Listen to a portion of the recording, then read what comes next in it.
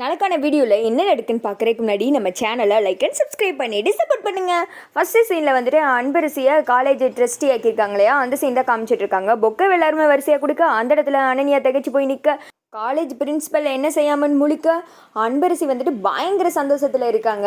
அப்புறம் வந்துட்டு மஞ்சு திரும்பி பார்த்து என்ன அன்பு ஷாக்காக இருக்கா, உன்னை இந்த காலேஜை விட்டு நீக்கணும்னு சொல்லிட்டு முடிவு பண்ணாங்களையா, அதனால தான் மேடமும் சாரும் சேர்ந்து உன்னை இந்த காலேஜோட ட்ரஸ்டி ஆக்கிட்டாங்க, இனி அவங்களுக்குலாம் அழுவாதான் அப்படின்னு சொல்ல அன்பரசி வந்துட்டு அவங்கள பார்த்து வந்துட்டு சிரிக்கிறாங்க. ஜானகியை பார்த்து சரி வாமா அன்பரசி வா அப்படின்னு சொல்லிட்டு எல்லாருக்கிட்டையும் சொல்லாங்க. இனிமேல் அன்பரசி நம்ம காலேஜோட ட்ரஸ்ட்டு தான், இதோட மெம்பரு அப்படின்னு சொல்லிட்டு உள்ளே கூட்டு போகிறாங்க. அங்கே வந்துட்டு 3 சேர் இருக்குது, அதில் அன்பரசியை நடுவில் அழகாக போய் உட்கார சொல்ல அனன்யாவுக்கு உள்ள தகன்னு எரியுது. வாமா அன்பரசி உட்காரு அப்படின்ற மாதிரி சொல்லிட்டு உட்கார வைக்கிறாங்க. இனிமே காலேஜோட சேர்மன் ட்ரஸ்டி எல்லாமே நம்ம அன்பரசி தான், நீங்கள் காலேஜில் எந்த முடிவு எடுக்கனாலும் அன்பரசியை கேட்டுக்கலாம், ஸ்ட்ரைட்டாக எனக்கு தான் கால் பண்ணணும்னு ஒரு அவசியம் கிடையாது, ஏன்னா அன்பரசி மேலே எனக்கு நம்பிக்கை இருக்குது அப்படின்னு சொல்லிட்டு ஜானகி சொல்கிறாங்க. இந்த சைடு சந்திரசேகர் சொல்கிறாரு, ஆமாம் அவளோட ஒவ்வொரு முடிவும் தீர்க்கமாகவும் துல்லியமாகவும் இருக்கும், அதனால அவளை வந்துட்டு நீங்கள் கேட்டு எதுனாலும் பண்ணிக்கலாம் அப்படின்னு சொல்ல பிரின்சிபலுக்கும் அண்ணாக்கு என்ன செய்யறதுன்னு தெரியல, ஒருத்தங்க பார்த்துக்கிறாங்க.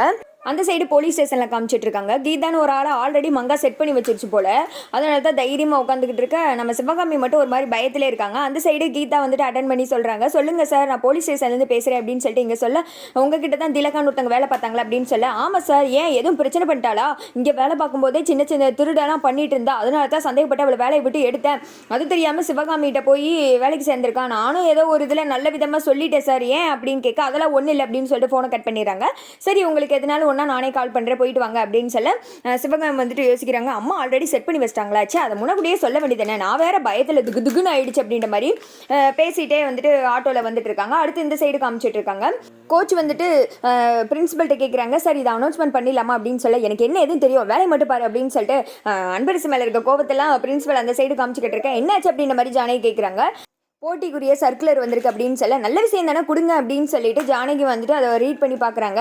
சந்தோஷமான விஷயம் தான், இதுக்கு தேங்கி சொல்கிறீங்க, கலந்துக்கிறவங்க எல்லாரையும் வர சொல்லுங்கள், அவங்க முன்னாடியே சொல்லிடலாம் அப்படின்னு சொல்லிட்டு அடுத்து வந்துட்டு எல்லாருக்கிட்டையும் சொல்கிறாங்க. இந்த மாதிரி போட்டி நடக்க போதும், அது மட்டும் கிடையாது, அதில் ஜெயிக்கிறவங்களுக்கு இன்ஸ்பெக்டர் வேலை கொடுக்க போகிறோம் அப்படின்னு சொல்ல மஞ்சு பின்னாடி இருந்துட்டு அப்போது நீ போலீஸாக போகிற அன்பரசி அப்படின்னு சொல்ல அனன்யாவை பார்த்தே வந்துட்டு சிரிச்சுக்கிட்டு, அதாவது பாசத்தில் பொங்குறாகலாம், ஐயோ பொங்கலாக இருக்குது, அது சிரிச்சுக்கிட்டேவும் இந்த சைடு மஞ்சு கிட்ட சொல்லுது கூமுட்டை, நான் வந்துட்டு ஜெயிச்சா தானே அப்படின்னு சொல்ல மஞ்சு ஒரு செகண்ட் ஷாக் ஆகுது. அடுத்த சீனில் அந்த சைடு ஆட்டோவில் வந்துக்கிட்டு இருக்க சிவகாமியை காமிச்சிட்டு இருக்காங்க. நல்ல வேலைமா தப்பிச்சிட்டோம் அப்படின்னு சொல்லிக்கிட்டு இருக்க லாயர்ட்ட வந்து ஃபோன் வருது. ஃபோன் வந்ததுமே சிவகாமி அட்டன் பண்ணி பேசுகிறாங்க. சார் பக்கத்தில் இருந்தால் ஃபோனை கொடுங்க, ஒரு முக்கியமான விஷயம் அப்படின்னு சொல்ல என்னாச்சு எதுவும் பிரச்சனையா அப்படின்னு சொல்ல ஆமாம் அது அவங்களுக்கு பிரச்சனை, ஆனால் உங்களுக்கு சந்தோஷமான விஷயம் தான், அவங்க வந்துட்டு அன்னைக்கு சொத்து உங்கள் பேரில் மாறுறதுக்கு ஒரு 30 நாள் டைம் கேட்டிருந்தாங்களே, அது முடிகிறதுக்கு இன்னும் 3 நாள் தான் இருக்குது, நேற்றுலேருந்து சார் கால் பண்ணி அவங்க ஃபோனே எடுக்கல, கோர்ட்லேருந்து பேசணும்னு சொல்கிறாங்க சார் அப்படின்னு சொல்ல ஐயோ அப்படியா முக்கியமான விஷயம் தான், நீங்கள் உடனே அவருக்கே கால் பண்ணி பேசுகிறீங்களா சார் அப்படின்னு சொல்லிட்டு அம்மா சந்தோஷமான விஷயம் அப்படின்னு சொல்ல என்ன 3 நாளில் சொத்து வரப்போதா, அது நீ பேசுகிறப்பே தெரியுது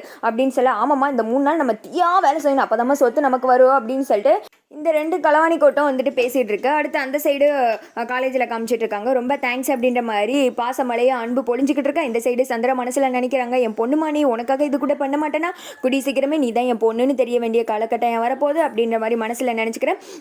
அன்பு இங்கே பாரு, தோல்வியே உன்னை வந்துட்டு தோக்கடிக்க நினைக்கும் போது நீ தோல்வியை தோக்கடிக்க மாட்டியா அப்படின்னு சொல்லிட்டு ஒரு பஞ்சு போட அன்பு வந்துட்டு சிரிக்கிறாங்க. இதெல்லாம் வந்துட்டு அந்த சைடு அனன்யா பார்த்துட்டு இருக்காங்க. கடைசி நேரத்தில் எப்படி தான் வந்து காப்பாற்றுவாங்களோ தெரியல அப்படின்னு சொல்ல அனன்யாவோட ஃப்ரெண்டு வராங்க.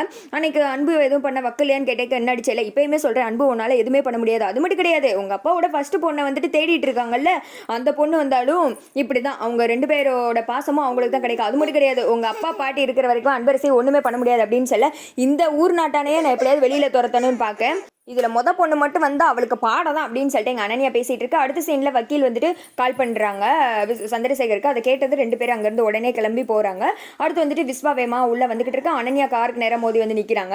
என்ன அன்பரசியை காப்பாற்ற போகிறேன்னு என் காருக்குள்ளே வந்து விழுந்துருவீங்க போல், அவ்வளோ பாசமோ, ஏன் விஸ்வா எனக்கு ஒரு பர்த்டே விஷ் கூட பண்ணக்கூடாதா அப்படி இப்படின்னு சொல்லிட்டு விஸ்வா கிட்ட சண்டை போட்டுக்கிட்டு இருக்க. அவங்க வந்துட்டு ஒரு பெட் வச்சுப்பாங்கல்ல, 500 ரூபாய் 5 ரூபாய் கல்யாணம் முடிக்கலைன்னா 500 ரூபா பெட், அந்த இது 500 ரூபாய் எடுத்து விஸ்வா கையில் கொடுத்துட்டு அங்கேருந்து கிளம்புறாங்க. வந்துடுறாங்க நடந்த விஷயத்தெல்லாம் சொல்லிட்டு. அப்போது அன்பரசி வந்துட்டு இங்கே ட்ரஸ்டி ஆகிட்டாளா அப்படின்னு சொல்லிட்டு விஸ்வா ரொம்ப சந்தோஷத்தில் நின்றுட்டு இருக்கா. அங்கே வந்துட்டு அன்பு மஞ்சு வர்றாங்க. என்னன்னு தெரியல, அந்த 500 நோட்டை பார்த்து பயங்கர சந்தோஷத்தில் இருக்கார் விஸ்வா. இந்த சைடு அன்பு வந்ததுமே மஞ்சு வந்துட்டு சார்னு கூப்பிட மஞ்சுவை பார்க்காம அன்பரசியை பார்த்துட்டு இருக்க. சரி இனிமேல் நம்ம இங்கே இருக்கக்கூடாது அப்படின்னு சொல்லிட்டு மஞ்சு டீ குடிச்சிட்டு வரேன் அப்படின்னு சொல்லிட்டு கேண்டீன் போயிரு. 2 பேர் வந்துட்டு ஒருத்தங்க பார்த்துக்கிறாங்க. அதோட பார்த்தீங்கன்னா இந்த வீடியோ வந்துட்டு முடிஞ்சிருது.